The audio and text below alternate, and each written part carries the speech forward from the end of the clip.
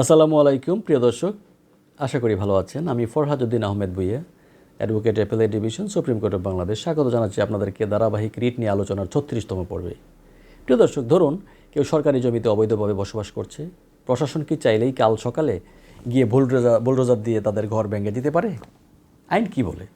আজ আমরা আলোচনা করব বাংলাদেশের মহামান্য সুপ্রিম কোর্টের এবং সুপ্রিম কোর্টের হাইকোর্ট ডিভিশনের একটি যুগান্তকারী মামলা নিয়ে আসলে আলেয়া বেগম ভার্সেস বাংলাদেশ, যা ডিএলআর 53 ডিএলআরে পেজ নাম্বার 63-তে রিপোর্টেড হয়েছে। এই মামলাটি আমাদের শেখায় যে আইন সবার জন্য সমান, এমনকি যদি সে একজন অনুপ্রবেশকারী বা ট্রেসপাসারও হয়। তবু মামলার প্রেক্ষাপট এবং কোন আইনের অধীনে মামলাটি হয়েছিল, আইনি ধারাটা কি? প্রিয় দর্শক, এই মামলাটি করা হয়েছিল বাংলাদেশ সংবিধানের 102 অনুচ্ছেদের অধীনে রিট জুরিডিকশনে। মূলত এটি স্পেশাল অরিজিনাল জুরিডিকশনের একটি মামলা ছিল। এখানে রিট আবেদনকারীগণ যেটা করেছেন, তাদের মৌলিক অধিকার বা ফান্ডামেন্টাল রাইটস, বিশেষ করে সংবিধানের 31 এবং 32 অনুচ্ছেদ, যেটা রাইট টু লাইফ এবং প্রোটেকশন অফ ল যেটা আছে, সেটার অনুচ্ছেদের আইনের আশ্রয় লাভের অধিকার এবং জীবন ধারণের অধিকার সম্পর্কিত লঙ্ঘনের বিরুদ্ধে প্রতিকার চেয়েছিলেন। তারা দাবি করেছিলেন যে উপযুক্ত নোটিশ ছাড়া এবং পুনর্বাসনের কোনো ব্যবস্থা না করে তাদের উচ্ছেদ করা সংবিধান পরিপন্থী। এখানে যেই বিষয়টা ছিল যে মহামান্য হাইকোর্টে যেই আর্গুমেন্টটা ছিল এই মামলার পক্ষে, প্রিয় দর্শক, এটা আপনাদের বোঝার জন্য বলছি। মানবিক মর্যাদা, মানুষ হিসাবে তাদের বাঁচার অধিকার আছে, শুধু ট্রেসপাসার তকমা দিয়ে তাদের পশুর মতো তাড়িয়ে দেওয়া যায় না। আর প্রাকৃতিক যে বিচার বা ন্যাচারাল জাস্টিস, যেটাকে আমরা বলি আর কি, কাউকে শাস্তি বা উচ্ছেদ করার আগে তাকে শুনতে হবে, তাদের আত্মপক্ষ সমর্থনের সুযোগ দিতে হবে, অথবা তাদেরকে নোটিশ দিতে হবে। তাদের না শুনে কোনো পদক্ষেপ নেওয়া যাবে না। এটা হচ্ছে ন্যাচারাল জাস্টিস, এটার ভায়োলেশন করা হয়েছে। আর রাষ্ট্রের যে দায়িত্ব, রাষ্ট্র নাগরিকদের গৃহহীন করতে পারে না যতক্ষণ না বিকল্প ব্যবস্থা বা পর্যাপ্ত সময় দেওয়া হয়। কারণ এই আবাসনের ব্যাপারেও কিন্তু এদের সংবিধান কিন্তু রাইট দিয়েছে নাগরিকদেরকে। আর আরেকটি বিষয়, যে রাষ্ট্রপক্ষের যে যুক্তি ছিল যে তারা দাবি করেন যেহেতু জমিটি সরকারি এবং বসবাসকারীরা সেখানে অবৈধভাবে আছে, ট্রেসপাসার্স হিসাবে আছে, তাই তাদের সেখান থেকে থাকার কোনো আইনি অধিকার নেই।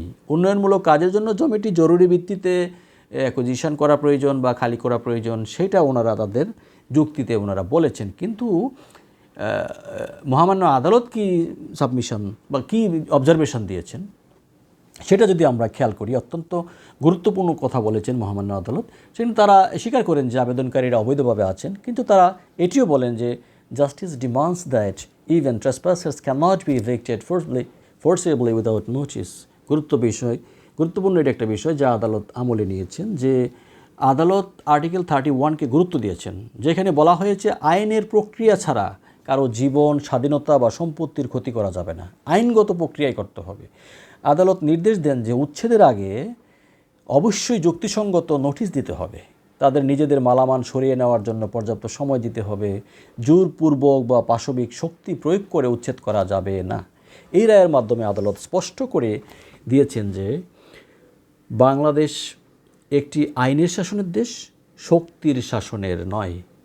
এখন একজন চোর বা অনুপ্রবেশকারীরও আইনি প্রক্রিয়া পাওয়ার বা আইনি সহযোগিতা পাওয়ার, আইনি প্রক্রিয়ার মাধ্যমে শাস্তি পাওয়ার অধিকার আছে বা প্রোটেকশনের অধিকার আছে। এই মামলাটি আজও মানবাধিকার কর্মীদের জন্য একটি ঢাল হিসাবে কাজ করে। প্রিয় দর্শক, আমরা আইন বিষয়ক এমন আরও অনেক জটিল বিষয়ের সহজ ব্যাখ্যা পেতে আমরা কিন্তু এই চ্যানেলের সাথে সংযুক্ত থাকতে পারি। প্রিয় দর্শক, আমরা চেষ্টা করি বিভিন্ন গুরুত্বপূর্ণ বিষয়, আইনের বিভিন্ন শাখার বিভিন্ন গুরুত্বপূর্ণ বিষয় নিয়ে উপস্থাপন করার জন্য আপনাদের সামনে, যাতে করে উভয় পক্ষেই আমরা নলেজ ট্রানজ্যাকশন করতে পারি।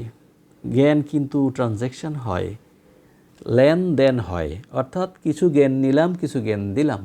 আমরা এই আলোচনা করতে গিয়ে নিজেরাও শিখি, আপনারাও হয়তো কিছু উপকৃত হন। এটা হচ্ছে একটা নলেজ ট্রানজ্যাকশনের প্ল্যাটফর্ম। সো এটা একটা charitable initiative from my part. আর যারা এটা থেকে কিছুটা হলেও বেনিফিট পাচ্ছেন, তারা অবশ্যই আপনাদের প্রিয়জন যারা আছেন বাংলা ভাষাভাষী সহ সারা বিশ্বে ছড়িয়ে ছিটিয়ে থাকা প্রিয় বিচার প্রার্থী সহ সংশ্লিষ্ট সকলের কাছে পৌঁছে দেওয়ার দায়িত্ব আপনাদের। ধন্যবাদ সবাইকে। ভালো থাকুন, সুন্দর থাকুন।